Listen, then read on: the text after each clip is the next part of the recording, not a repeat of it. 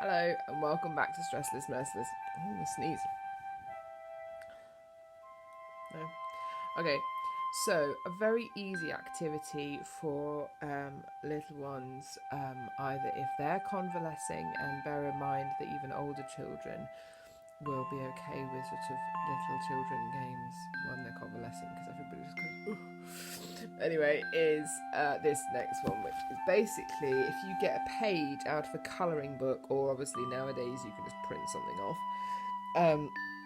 and then just sort of divide it into easy sections, so it's almost like a paint by numbers type situation. So I'll just do that and come back. So there we go. Hopefully, as you can see there, I've sort of put it into sections and then done like a key down here. Now obviously if you've got really little ones, then you could just do that one colour, so then where they see that colour, that's where they have to colour.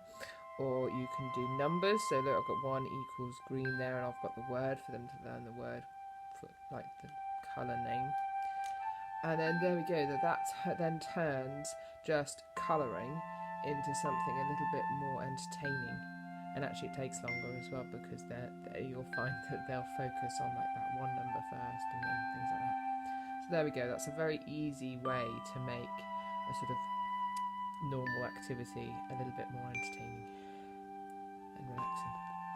Now I've found with this activity that even children who don't like colouring or don't stick at it for very long will actually do the whole thing, because it's a thing of doing it as a process. So they can always come back to it if they get tired, particularly if they're convalescing. Then they could do one number and then rest. Another number.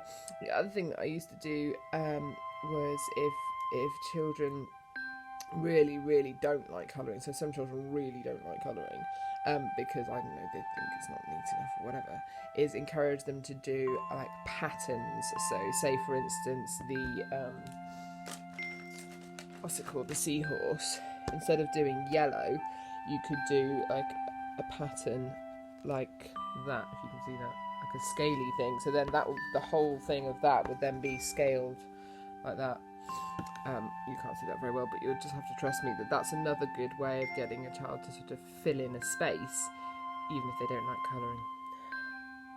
And the other tip that I would have, particularly if you're working with convalescing children, is to tape, just with some like masking tape, something that can come off easily, but just tape it to whatever that is they're using to lean on, because then they don't have to hold the piece of paper, and that can be just too much for them. Okay, bye.